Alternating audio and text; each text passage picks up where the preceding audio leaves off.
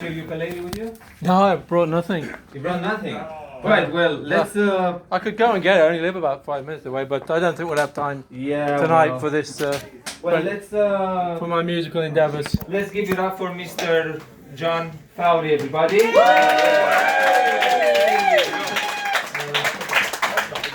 Mulțumesc foarte mult. They don't know what that is, man. Well, I speak a bit of Romanian. I went to Romania once. And, it's not well, anyway, it's supposed to be here for comedy and not a lecture. It's not like university hall, is it? Anyway, I had to buy a new phone the other day because my phone is a bit like an Angolan who owes you money. It's got no memory. No, there's no Angolans here. They're lovely people. But no Angolans here. Well, they're not the best actually. Well, as most people around here know, I'm actually married to an Angolan. I'm still married to her, even though we separated. And being married to her, why? You separated? Yeah, well, I never. She thought I was going to become rich, and I never became rich. So, that's a sad thing for her. And, anyway, that's a thing for me as well, because it would have been nice if I had become rich, really, wouldn't it? But I'd still been with her, so then it wouldn't have been nice, really. So it's better off I didn't become rich, really. Yeah, if you follow all that. Okay. Anyway, being married to her was a bit like it was like a temporary marriage, It's like I'd say, "Oh, I'm Maria's husband," and they would say, "You're Maria's husband, what for the week or the month?" It's a bit like being an agency worker. Anyone ever done any agency work? I used to be an agency worker at DPD. That's like a British gulag. It's really really horrible and. You get for 12 weeks you work there and you get shouted at, you get insulted, you get bullied. It's a bit like being married, really.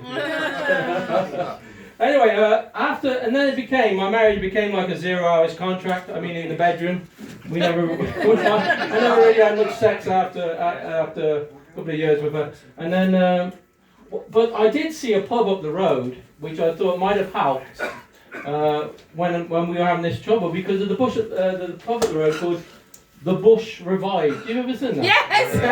I'm trying to pass that all the time. I'll nick your joke now, don't you? Sorry. Yeah, I could have dragged her vagina there. Maybe they could have sorted it out. Anyway, I'll go on to we've got to talk about the Epstein files. I always say Epstein because I think it's Epstein. It's Frankenstein. It's Einstein. It's Bruce Springsteen, and it's always what is Epstein? But it's Epstein, so he calls himself well, he doesn't call himself anything now. Yeah, I ramble a bit. Anyway, I'll get to it. Bill Gates is in the Epstein files, isn't he? And I always thought during COVID, I thought, what the hell? He used to go on TV talking about vaccines, and I think, what the hell does he know? Because he never actually finished university, and he was in university. He wasn't actually studying anything remotely to do with medicine. So I thought, what the hell does he know? But apparently he has been working, I mean, I might be wrong, he was working with Epstein on a drug, apparently, which is going to be a breakthrough drug that you can actually give your wife when she's picked up an STD off a Russian prostitute that you've met, and you can give your wife that and she won't realise that she's been taking the drug. And apparently he was working. Did you not hear that? That's true. That's not actually a joke. Yeah, she was actually working. He wanted Epstein to give him that drug. Apparently, I do listen a lot to podcasts. And the queen of the podcast is Candace Owens, of course. Yeah, I do love Candace Owens, and I really do. She has got a lot of followers, and there's a lot of people just they got their own podcast, and a podcast is just tell you what Candace said, you could just listen to it, but they're saying, well, Candace meant this. And then there's one spindly old guy called, anyone heard of Lionel Nation? You ever? Yeah.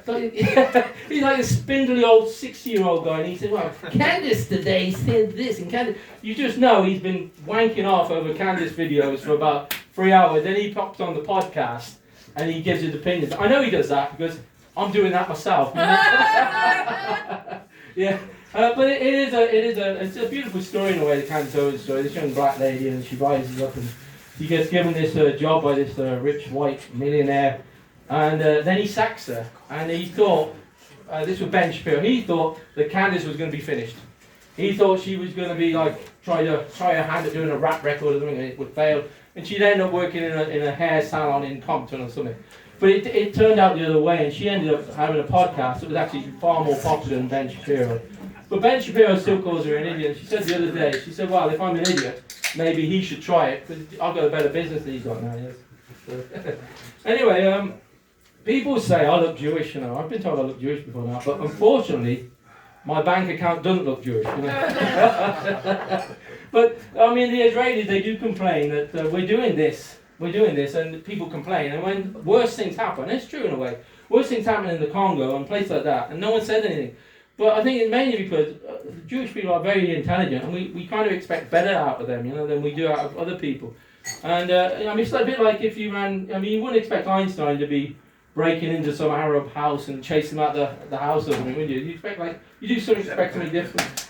And the thing that gets me about Palestine, when you look at it, it doesn't look like a very good land, doesn't it? I mean, it looks like the sort of place you couldn't even grow potatoes on, you know? It doesn't, though. And it's not like the Vale of Evesham or anything, is it? You know, I mean, I wouldn't bother fighting about it myself, you know? But I think we do expect better out of Jewish people. That's probably why we do criticise Israel so much.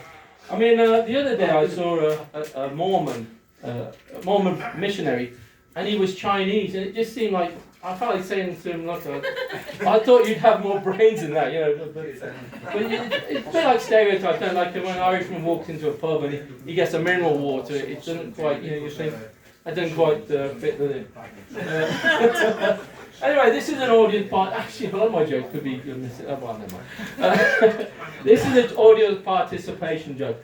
What is the closest thing to a horse? It's like a donkey, isn't it? And what is the closest thing to a chimpanzee? It's like a human being. But yeah, I knew it. I thought John Palmer's not here, so no smart ass is going to say that. But there we are. But yeah, bonobo monkey. Yeah, you're all right there. Well, so what's the closest thing to a sheep? Welsh. Oh, there we are. That was the audience participation. Yeah.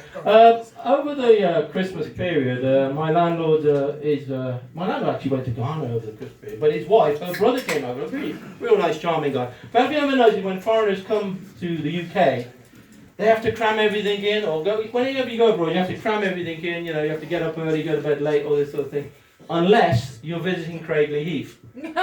And then you just lie on the sofa, you pull the duvet over your head, and you count down the days in which you're going to go back again, you know. But when he went back, apparently one of his bags went missing at the airport. And I said to the landlady, I said, look, phone Angola Airlines. And she said, why? He wouldn't go into Angola. I said, well, maybe he wouldn't go into Angola, but his bag would be going to Angola, believe me. Well, a lot of people, I noticed a lot of people slag Iran off, and apparently the Iranian leader actually doesn't like nuclear weapons, you know. He says against his religion. So actually, the religion can't really be that bad, can it, if it doesn't believe in nuclear weapons, I thought. I wish more people probably adopt it. They say that 96% of people believe that Epstein was not a Russian agent, right? And the other 4% are Polish. I was going to buy some eggs the other day, and I went in the shop, and they only had free range eggs, you know. But I like to have battery chickens. Well, I like to think the chickens have suffered, you know. So I'm suffering in life, so why shouldn't they? Anyway, how long have I got left? 30 seconds. I don't think there's much to say, really. I don't think there's something funny to say, but 45, yeah. Well, that's it. That's me then, really, isn't it? Yeah. I'll hand you back to our gracious MC. Yeah! All right. One follow, everybody.